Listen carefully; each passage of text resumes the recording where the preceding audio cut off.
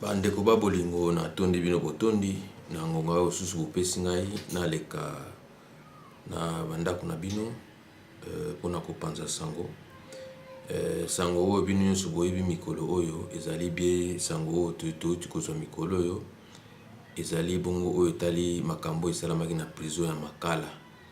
Évasion esalami kuna mingi bimi kaka bato ya Bududi ya Congo, notamment ye moko Mwanda Ntsemi na ba membre na ye na ba détenu mususu ba bimi na boloko plus de 4600 prisonniers. Donc oyo s'avérer selon ba information tout ça na maboko ba kimi na boloko ya Makala. Yango lelo oyo ngana zinalinga na profiter na occasion oyo na mega momu ki kopesa point de vue nanga concernant ba information na tozui na ndenge pe déroulement makambo oyo salama. Boza ko se rappeler na ndenge na yebisaka bino liboso concernant makambo oyo ya ba élection ndenge ezali kopusana lelo bakomi koyela biso ba plan ebele na prévenaki bino dès avant. Bien avant, il y a un plan du chaos, un plan du statu quo et de l'anarchie qui est en gestation.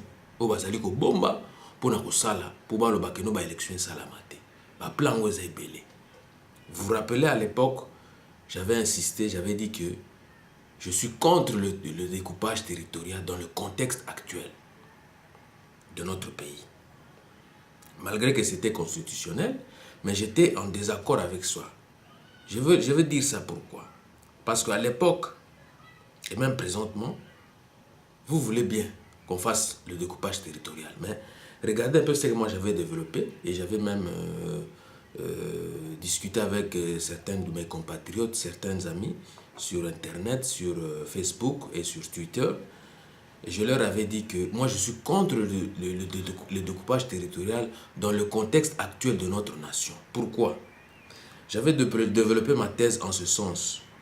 Le découpage territorial en République démocratique du Congo est un schéma dangereux qui viole à coup sûr l'article 220 de la Constitution en vigueur au pays, laissant présager la matérialisation à coup sûr du plan de balkanisation, d'émiettement et de dislocation de notre nation. Car dans combien de temps, s'il vous plaît, dans combien de temps peut-on organiser les élections générales lorsque l'on sait bien qu'avec 11 provinces, on n'arrive pas à sécuriser le processus électoral? Et avec 26 provinces, comment est-ce que l'on va organiser ces élections dans le délai constitutionnel? Le danger de la balkanisation persiste. Donc, ils ont là, dans le sens nini, car l'État congolais ne dispose pas encore des moyens consistants pour la création de nouvelles territoires, districts, provinces, etc. Et vu l'immensité de notre pays, donc, qui est un sous-continent, que je peux dire comme ça, vu l'immensité de la RDC, cela prendra peut-être 5 à 10 ans pour construire de nouvelles villes, avec l'avènement d'une nouvelle capitale plus vaste que Kinshasa, où serait transféré le siège de toutes les institutions du pays. Bref, en termes financiers, cela demanderait des montants énormes, comme 500 milliards de dollars. Donc soyons sérieux et réalistes. Soyons sérieux et réalistes. Cessez de vous faire des utopies et de dire que le découpage territorial se fasse maintenant. Non et non, selon moi.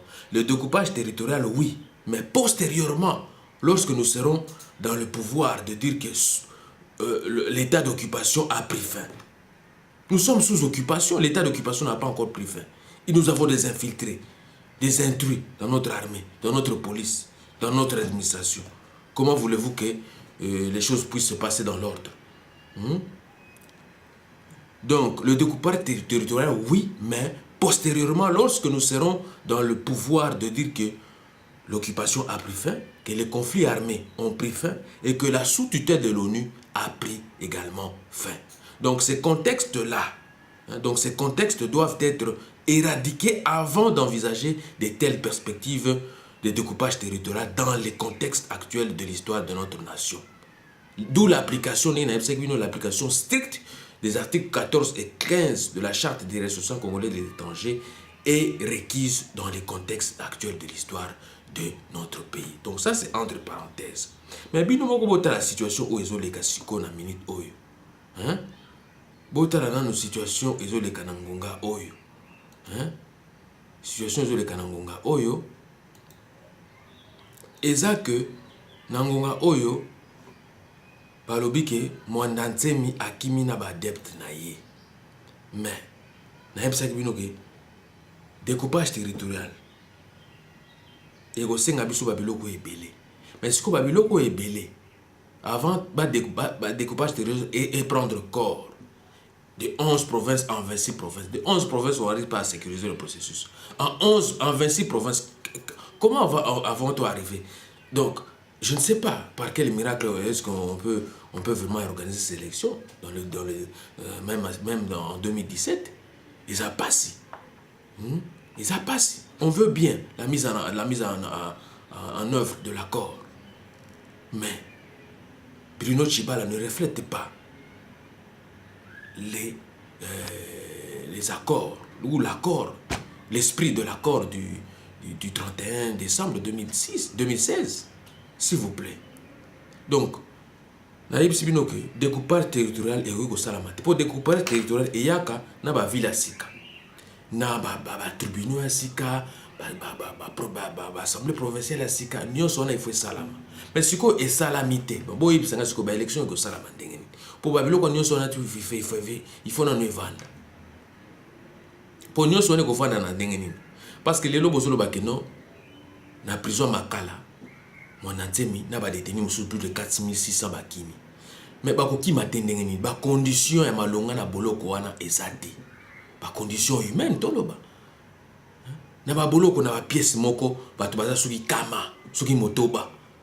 Or ki na cellule sami pour mutu moka sala wana mais bako vivre ndengeni wana bozo mo bato akufa. Et puis condition ya ko kangela bato. Ezate ke condition e me bato na kufa. Non, condition na ko kangela bato. Il faut ezala na condition moko humaine. Et ça la ke mutu ayebi ke na kometa ki mbeba, na sala ki mbeba, na buka ki mbebe kwa l'état. Alors le na buka ki mbebe kwa l'état na ye awa pour na purger peine na ngai, bongo soki peine na ngai esili, lobby na bimi na ngai na komi na ngai, na zongi na vie normale, na tiki ko sala mabe. Mais ba condition oyo bazo kangela bato na boloko wana ezo mema bango na kufa. Ils ont malunga te, d'où il faut balonga na, il faut pas s'évader. Donc yango na zolo bake ba condition ceux qui a malonga ezate na boloko wana eza mawato. D'où message on a lancé qui bino que il faut faire prévaloir état et nécessité. État et nécessité, bango va faire prévaloir ango. Ba oyo ba s'évader wana nazo ko encourager te, mais nazo lo bake non. C'est bon. Parce que état de nécessité fait prévaloir. Et état de nécessité, les autres correspondent à Nini. Na zo ko reprendre dans le sous les lots. Na lo ba ki yango na bambulo yo le cas. Mais la ko répéter yango sous les lots. L'état de nécessité correspond à une situation de danger pour l'existence de l'État, pour sa survie politique ou sa survie économique.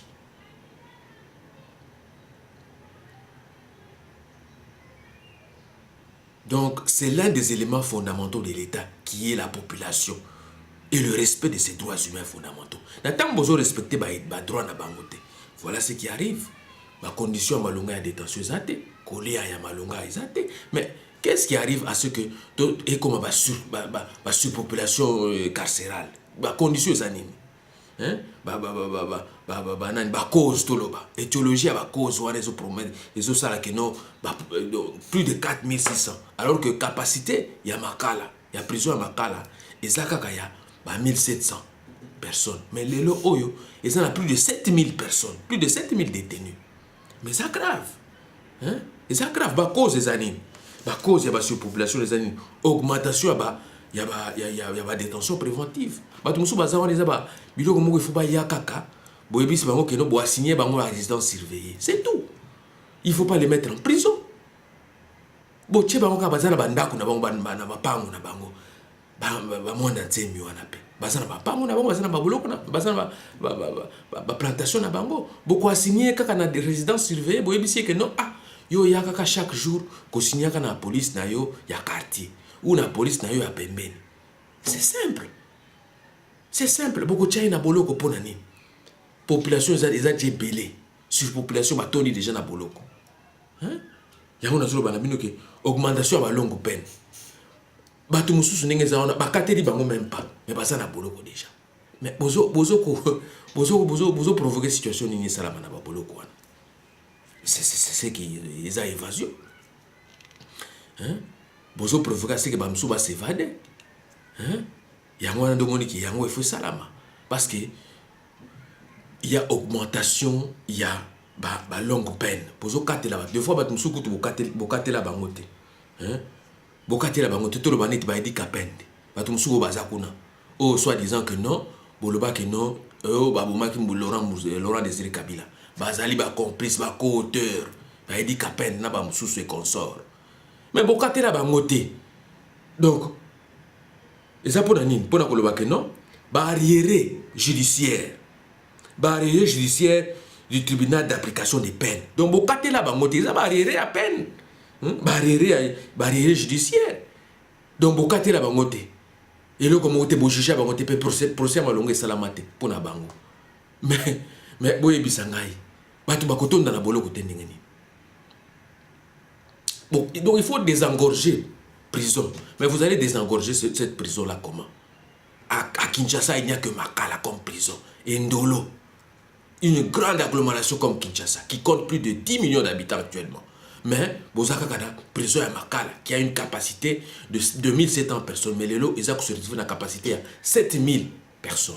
Et Ndolo, je ne sais pas si c'est une 500 personnes ou 600 personnes. Mais Lelo, c'est la capacité à combien? Mais non, c'est une situation du chaos et d'anarchie au besoin de provoquer dans Mboka. Donc, quelles sont les causes de cette surpopulation carcérale? Donc, il y a un capin de Bazakuna, Batebele Bazakuna, Bazana Bakatela Bangote. Et ça grave. Et ça grave. L'augmentation de longues peines, Batum Sous Bozokatela Bango, peine Mokoboui, que ça, la tout mon côté n'a pas coloté, 5 ans de prison, 10 ans de prison. Mais il y a nini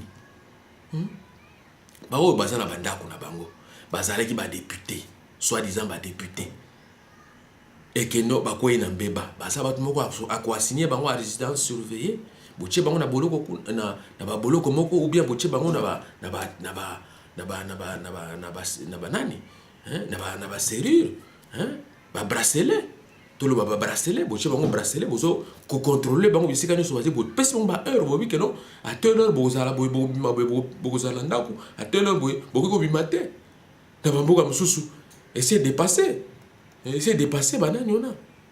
Donc yango na epsa kibino que ezamawa augmentation de la population mususu o bazana boloko bazana rien à voir na boloko neti ba petit ba teka ba drogue ou bien ba aliéné ba petit ba soi-disant neti di boma ça qui est là comme boye ça qui déséquilibré ça qui yango mais beaucoup tient na boloko mais place ça na boloko te place na ezali na ba centre psychologique ba centre moko psychologique ba tchaka bango kuna batalaka mutu na c'est quoi qu'est-ce qui va pas basana banini ko eza bakuna eza na makala te eza mawa mingi yango nazolo ba que non bakambo eleki kuna na makala. Ce n'est pas qu'on encourage la criminalité. Nga en tant que criminologue je n'encourage pas ba acte ndengwana, mais je dis que ba cause o eza ko pousser batu basala ndengwana eza que boloko bozo kanga batu eza te que non bokangi batu na ba condition de détention na bango eux-mêmes bango na kufa. Non, par exemple kuna na prison makala ba hôpital malunga ba dispensaire malunga ba soins malunga ezate ozomona kole ya malunga ezate parce que batu bako vivre ndenge nini ezate ke bokangi batu na boloko wana emema bango na kufa na bango ba boloko misusu ato mona ka ya bamboka ya bamboka développé ba pays européen ba États-Unis kuna mais ya boloko mususu eza lokolo donc oza lokola na ndako donc otangaka na yo osalaka na yo donc ba boloko eza na ba hôpitaux na kati eza na ba université na kati ba école de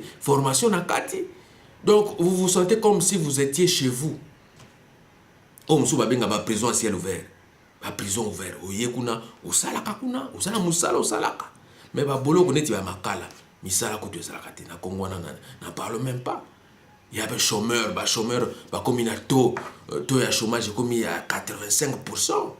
Misala ezate. Musko est-ce que na makala misala ni yamalongo ya kuna po batu. Babukambe baba yaka na makala ba osala musala. Izama wa mingi.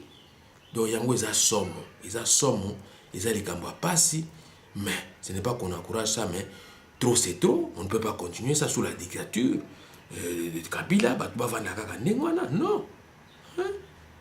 D'où yango zomona ke lelo na ngana insister ka sur thème oyo. Na yebisa bino que eza mawa. État de nécessité yango il faut prévaloir. Yango nde mwanda tsemi a quoi ici a frappé. Exactement que toujours qu'on encourage yango yela ba adepte na ye. Non, on n'encourage pas ça, mais on dit que détention ya bato, il faut pas aimer ma bato na kufa. Il faut pas aimer ma bato na kufa. Il faut aimer ma bato na ko na mbongwana. Il faut aimer ma bato na mbongwana pe que muto albalobi que muto outi na boloko quand même à se repentir. Alobi que no akotika atiki mabe akosa asu mabete. Mais où est-ce que les Kanamboka na biso eza vraiment la situation moko ya somo. Il y a des limites. Il y a des limites. Il y a des limites quand même. Il y a des limites. État de droit ni nyango ba balonga wana do toningi totonga. Eza ya marque wana. Ya marque wana te. Eza ya marque wana te. D'où yango na yebisa ki bino que ezali natina ya koloba na bino que l'état de nécessité il faut prévaloir dans mboka wana. La sauvegarde des intérêts d'un État inclut ses obligations envers la population, souverain primaire, peuple nayo. Est-ce qu'ils vivre malonga, habitant sur ton territoire.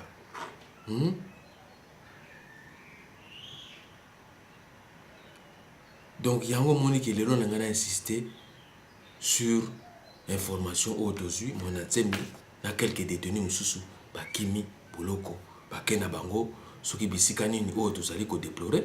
Mais on ne peut pas encourager détention ya batu ou ekoki komema bango potentiellement na kufa ou bien à terme na kufa ba condition existentielle. Ya population ekomema bango na kufa te. Bokoki jamais komema population na kufa ou bien komema bango na ndenge ke ya komema bango na ndenge ya kobeba pas beba te. Ya monique.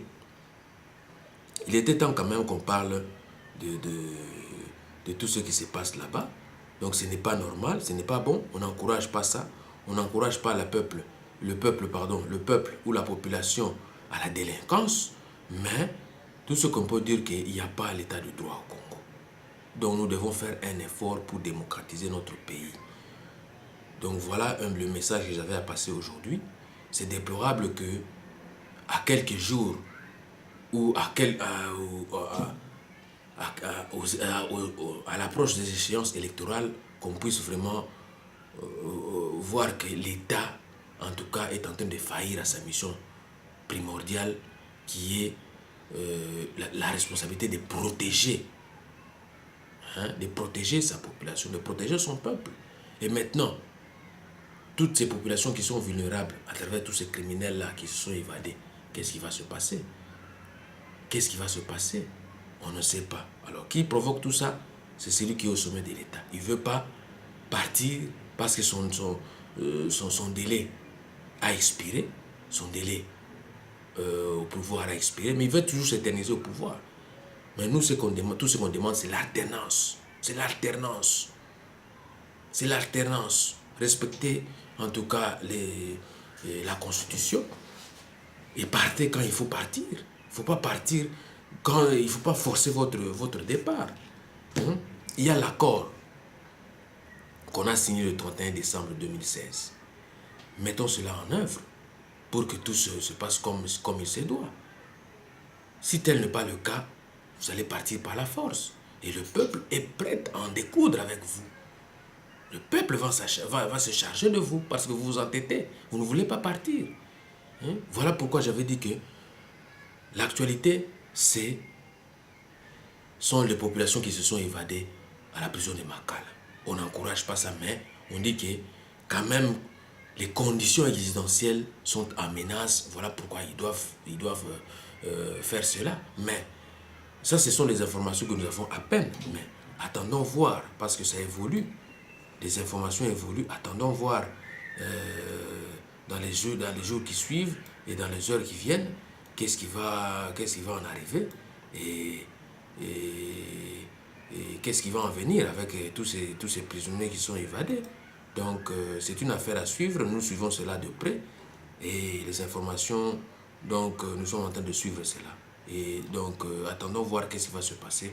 Donc restez branchés sur notre chaîne et nous allons voir qu'est-ce qui va en venir avec cet nouvel épisode de Mwanda Ntemi et ses adeptes de Boudou Diakom, Boudou Diamayala. Et on va voir là où on va en venir avec ça. Donc, restez branchés à travers Diaspora Nabissomo. Merci beaucoup.